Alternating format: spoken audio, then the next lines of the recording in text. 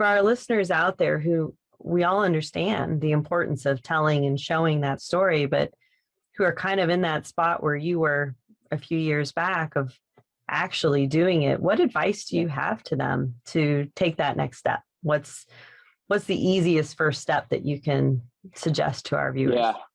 The first thing I would say is don't assume that people don't want to know or don't want to see it, because people do. The things people are interested in seeing is just, it's crazy. And then second, it does not have to be fancy. So our Instagram and our TikTok, and even most of what we put out on Facebook, most of that footage is just shot on a phone. It's not perfect, and it's grainy, and it's jittery, but people are interested in it, and people like it. And I don't look, there's no video, there's no This Will Do Farm video that I look like this. I've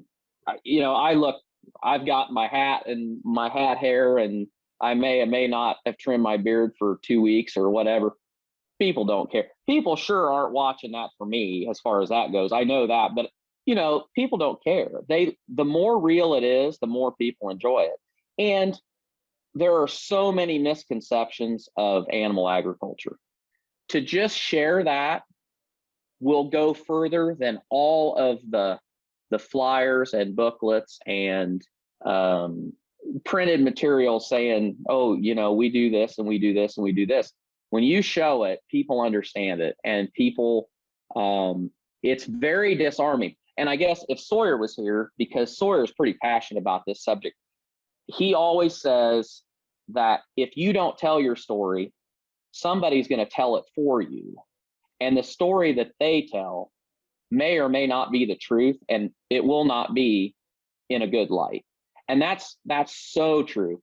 The people who are anti-animal agriculture, and there's a lot of different groups in that, they want to tell a narrative that we don't care, that we pack these animals in here like just as tight as they can, that we let the manure run out on the ground because we don't care what happens to the water. We're just monsters, pretty much.